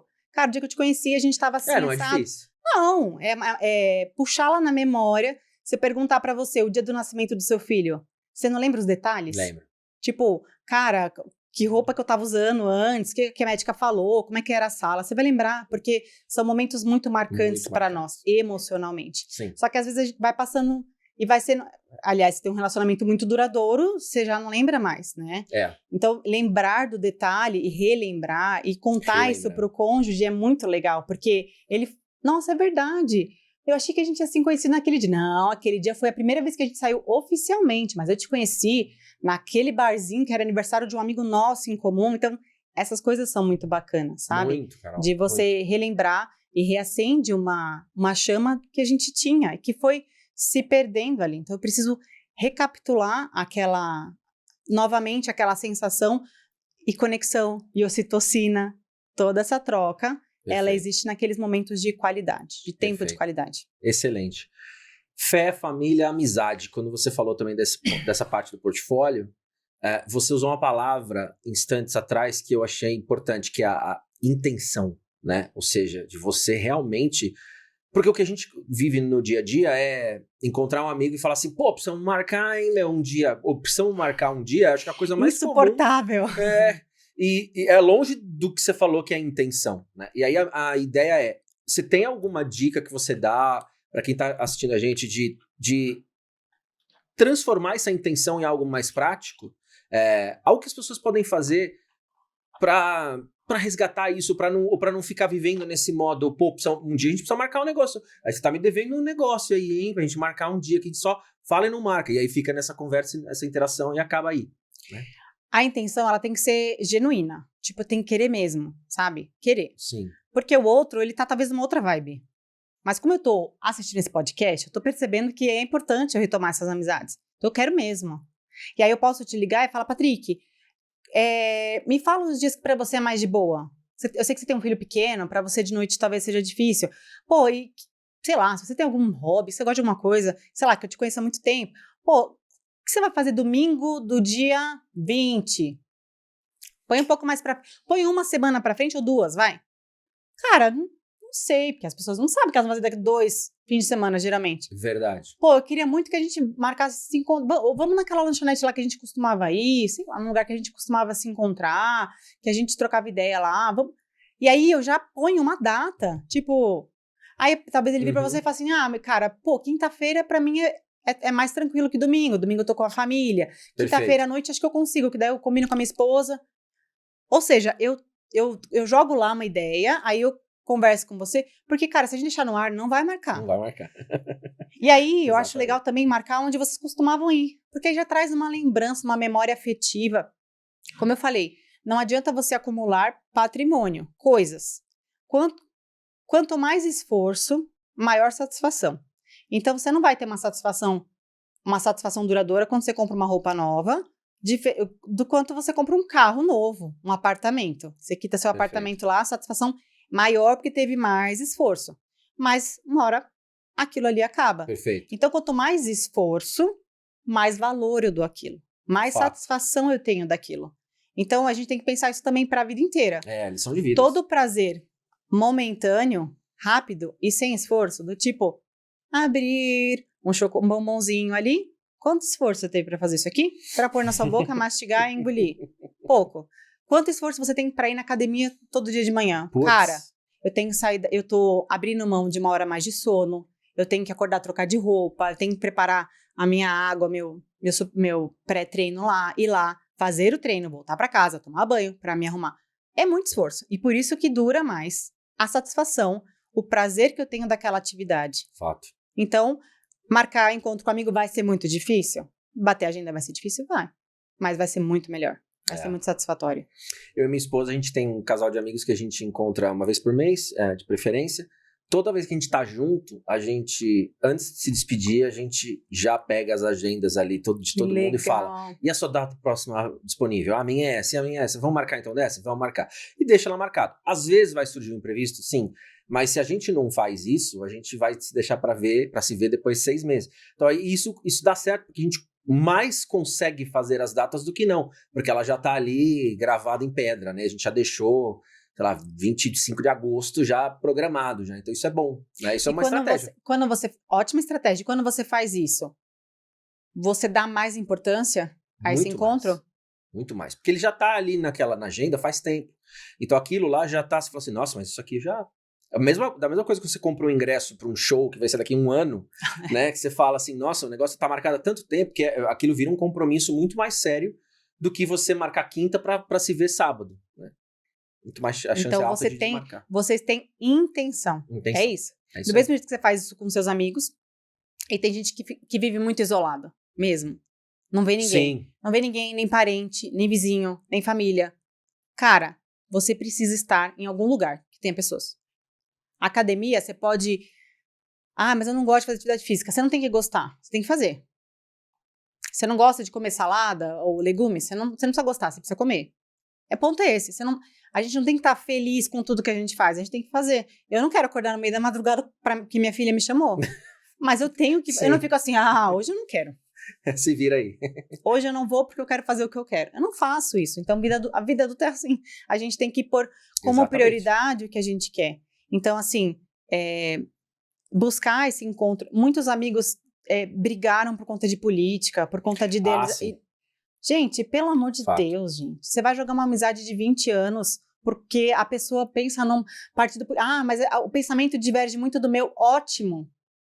Você, me responde essa, Patrick. Você e a sua esposa têm a mesma personalidade? Não, totalmente diferentes. Geralmente é assim que funciona. Geralmente um é agitado, o outro é mais tranquilo. Um é mais extrovertido, o outro é mais introvertido. O que dá certo nas relações? Respeitar o outro do jeito que ele é. A gente pode melhorar? O que a gente pode melhorar? Falando, não vamos falar de política, tá? Exatamente. Quando alguém começa, eu já falo, e nem começa. Nem começa. Se falar de time, de política e fé e religião, Exato.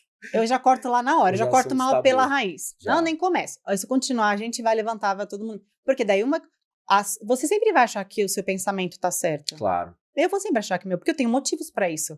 Porque eu tenho eu aprendi isso na minha casa, lá no meu berço. Tipo, então, assim, eu não vou conseguir te convencer e nem você vai conseguir me convencer. Nenhum. Exatamente. E as pessoas pararam de se conversar, de se relacionar por conta disso. É triste. Tanto família quanto amigos também, sabe? Não, é verdade. É verdade.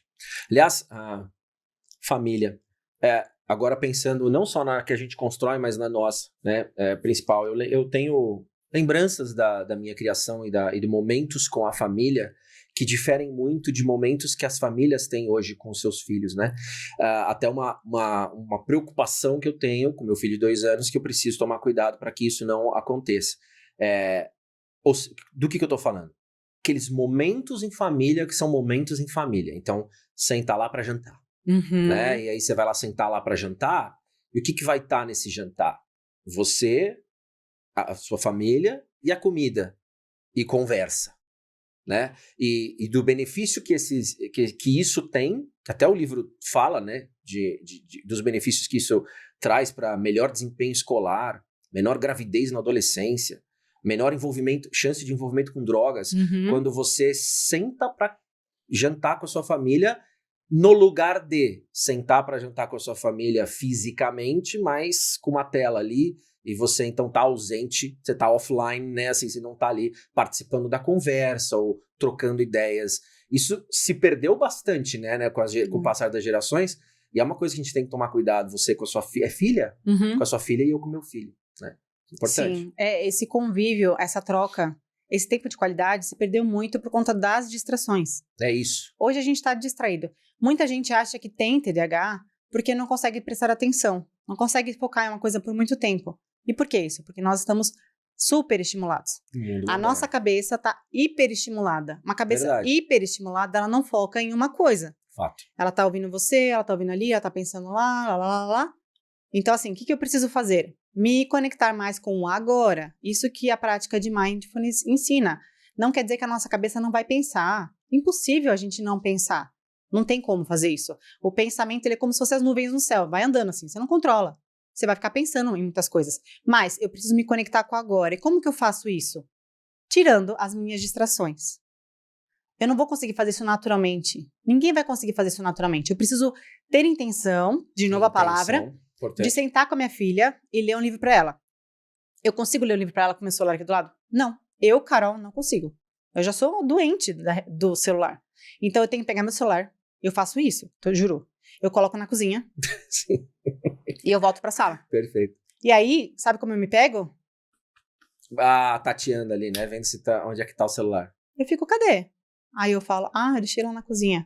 Por quê? Porque a gente já tá doentinho já do celular. Então eu tenho que ter a intenção de tirar a distração. Uhum. Então, não necessariamente a gente vai ter os mesmos horários, de repente, chegar em casa e jantar. Eu tava conversando isso com minha mãe ontem, eu acho. Meus pais sempre trabalharam muito e chegavam muito tarde. Meu pai tinha loja, então ele era que fechava o mercado de hortifruti no ABC. Então, até ele chegar em casa, era tipo 11. Eu lembro que nós jantávamos muito tarde em casa e a gente sentava todo mundo na frente da televisão para assistir, na época, sei lá, era Sai de Baixo, coisa bem da geração. E a gente sentava para comer todo mundo junto lá na sala. Tinha um potão de salada, assim, e a minha família, a minha mãe até colocou lá na sala de TV um colchãozão 2x2. Ao invés de ter sofá, já era um colchãozão que deitava todo mundo. Eu tenho duas irmãs. Legal. Eu tenho 2 irmãs. E a gente sentava, meu pai, minha mãe e minhas irmãs, e a gente assistia alguma coisa, algum programa. Eu tava lembrando disso ontem. Eu falei, mãe, olha que interessante. Vocês ficavam o dia inteiro fora, muito tempo. A gente tinha a pessoa que cuidava da gente, meus avós também ajudavam. Então, eles eram pessoas que ficavam muito fora. Mas quando eles chegavam em casa, não tinha outra coisa sem ser nós. De fim de semana, era tudo para nós. Então, eu não tive essa ausência, eu não senti falta. Entende? Isso é importante a gente também perceber, que não é o cenário, é a percepção da criança por aquele cenário.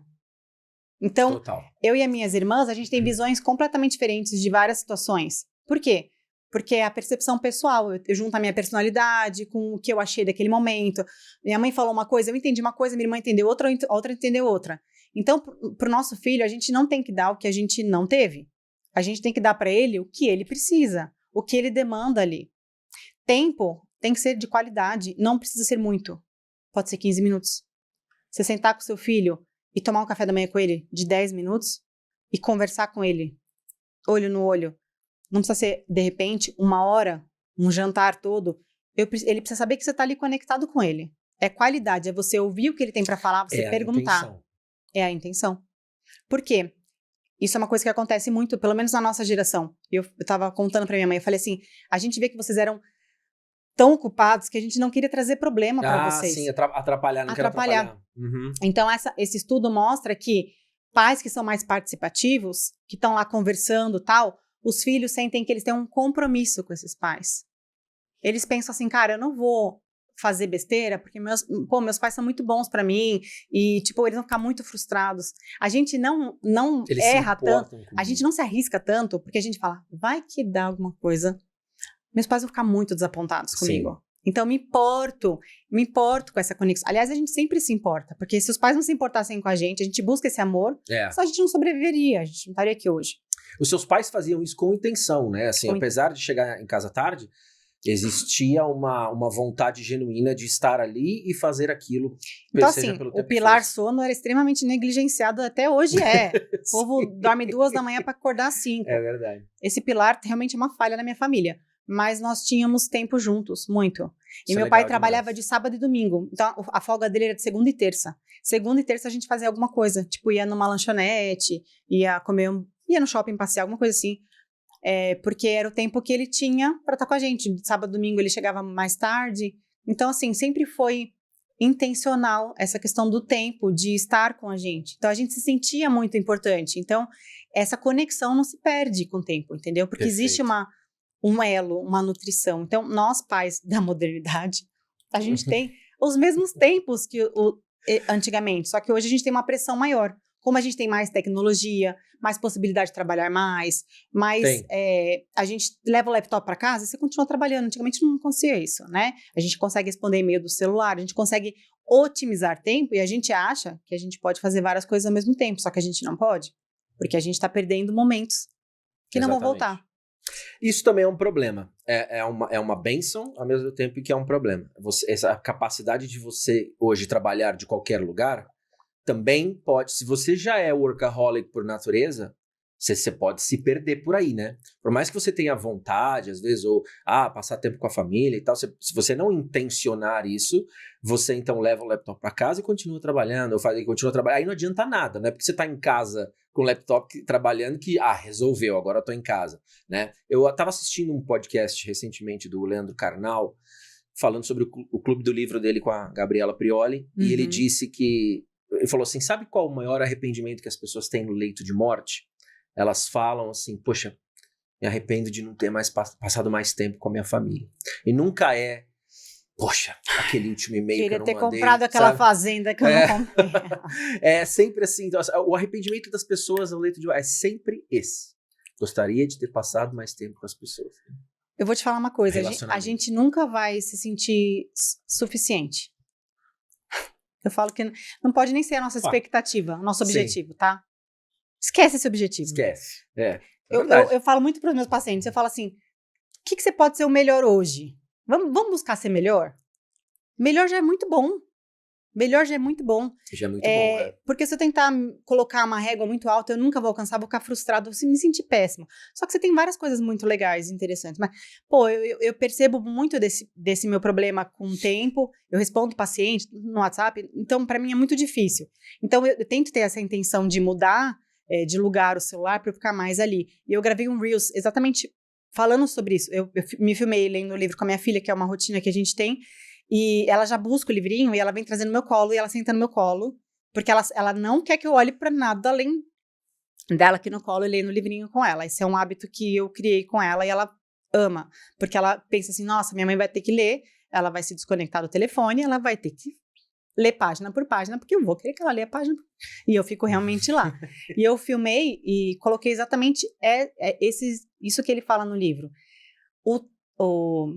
Se a gente fizesse essa analogia de quando a gente nasce, se a gente tivesse uma conta cheia de dinheiro. É maravilhosa essa analogia. Dia que você nasceu, você nascesse com uma conta lotada de dinheiro. Maravilhoso, você não precisaria trabalhar nada. Só que tudo que você fizesse, gastaria dinheirinho dessa conta fictícia. Então, se você estivesse dormindo, tá gastando dinheiro de lá. Se você bebesse um copo d'água, tá gastando dinheiro de lá. Se você fosse fazer xixi, estaria gastando dinheiro de lá. Só que o problema é que você não sabe quanto essa conta vai durar e você não sabe o saldo dela para você tentar, de repente, economizar. Você vai viver a vida assim. Você viveria os seus dias como você vive hoje? Com certeza não. A resposta é não. Não. E se essa máquina com dinheirinho fosse tempo? Então, a gente tem que pensar em como a gente está usando o nosso tempo, porque a gente não sabe como é que vai ser o dia de amanhã e tal. Exato. Por isso que a felicidade ela não pode ser buscada lá na frente, na aquisição ou na conquista de algo. Porque eu vou ser muito sincera, óbvio que a gente não pensa em morrer. Eu tenho 36 anos, eu não penso em morrer, eu não quero morrer. Eu acho que seria um desperdício. Sim. Mas se eu morresse hoje, de coração, eu estaria muito feliz com as minhas escolhas. Com a sua jornada, né? Eu não olharia pra trás e falaria, poxa, claro que a gente tem que baixar, nossa, podia ter ficado mais com a minha filha, mas eu acho que eu fico muito bem com ela. Eu acho que o tempo que eu tô com ela, eu dedico para isso, eu dedico tempo para estudar, eu dedico tempo para trabalhar, eu dedico tempo para minha saúde física, eu dedico tempo para minha saúde mental, eu uso meus pilares. Que bom. Com dias melhores, dias piores. Claro. Mas eu tenho essa consciência de todo dia ser usado, muito bem usado, sabe? Então, eu acho que a gente tem que pensar nisso. Quando a gente estiver lá no leito de morte, faz esse exercício. Pensa você agora, Patrick. Se você tivesse com seus 90 e tanto, 100, que as pessoas vão durar 100 anos, tá, gente?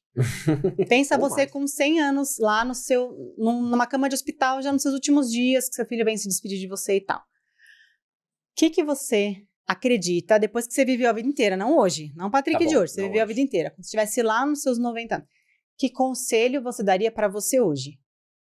Pro Patrick de hoje. Ah, interessante. É retórica ou eu deveria responder essa pergunta? Deveria responder? Se você quiser, seria legal. Perfeito. É uma pergunta mesmo. Você já imagina você na cama, assim, ó, com seu filho do lado. Conselho que eu daria pra mim mesmo Pra você, tipo, você tá lá com seus 90, mas você vai dar pra você hoje com a sua idade de hoje. Perfeito. O conselho que eu daria seria: continue fazendo exatamente o que você já faz e não mude. Legal. Porque eu já tenho hoje eu já tenho toda essa consciência disso tudo, né? Que eu não vou fazer coisas maravilhosas, incríveis com o meu filho quando eu tiver tal dinheiro ou quando eu tiver condições de fazer tal coisa. Eu já posso fazer coisas tão incríveis quanto com muito menos e em coisas muito menos incríveis, mas que vão ser incríveis para ele. Então eu já sei disso, eu já tenho essa consciência. Então acho que o conselho que eu daria para mim seria: não muda. Continua, segue aí. Muito legal. Mas olha que legal.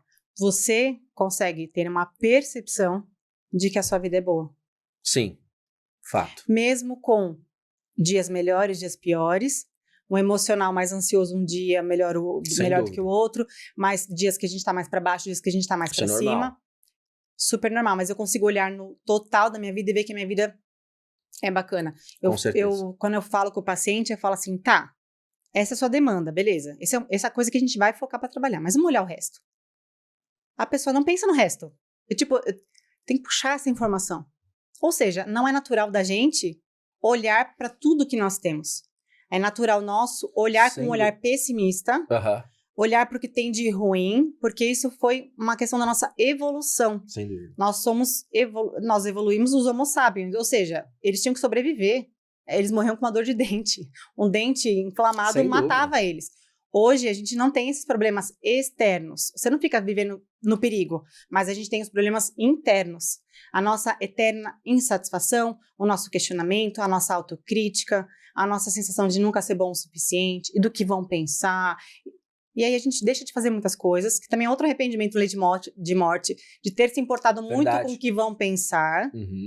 E a minha dica é a seguinte... E não fiz aquilo. Vão pensar anyways.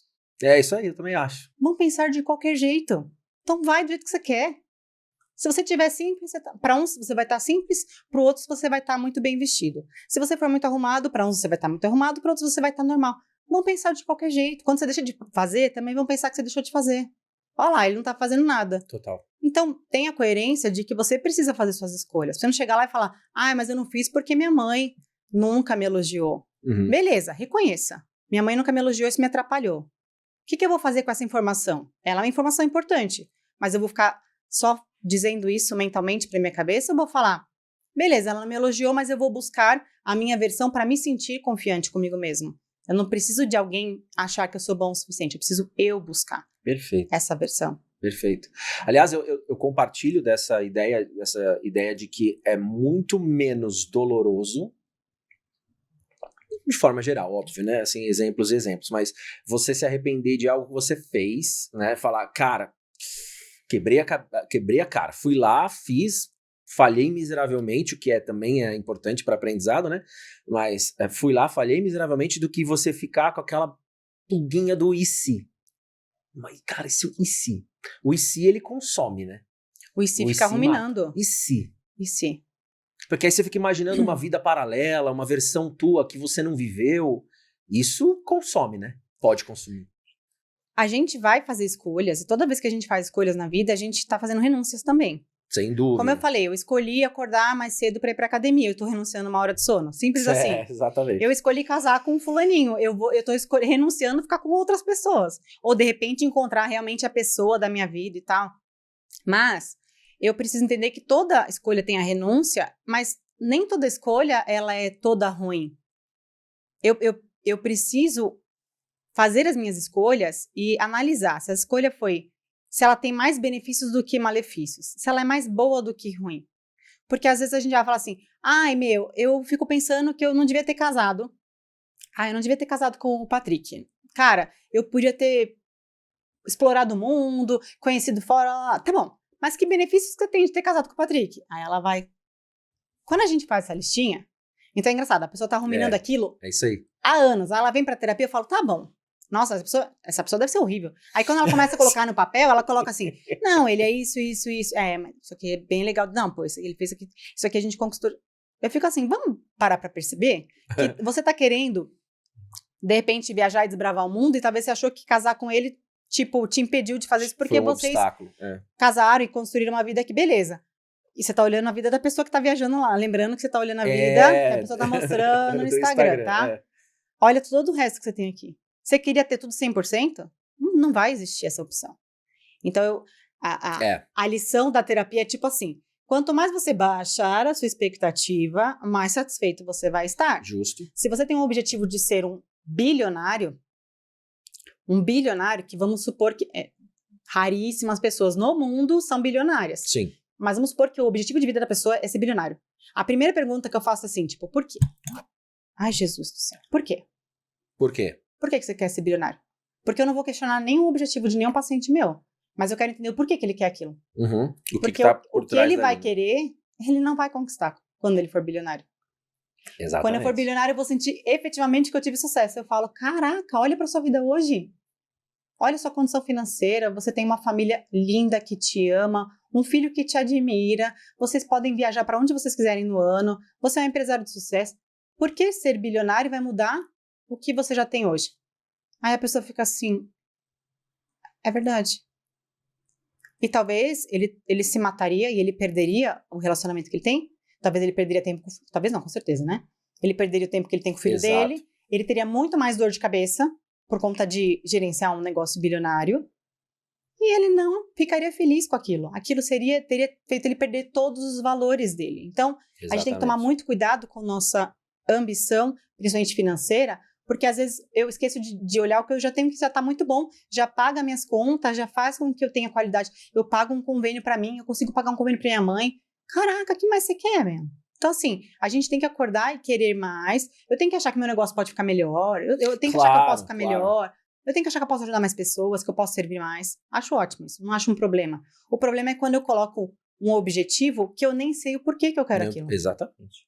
Eu acho que talvez aquilo ali vai ser a solução dos meus problemas. Ou muita gente acha, cara, se eu tivesse dinheiro, meus problemas seriam todos resolvidos. Eu falo, será que estariam? Será? Exatamente. Porque eu conheço gente com muito dinheiro. Eu dei o exemplo do Marcos, né? O programador sueco lá.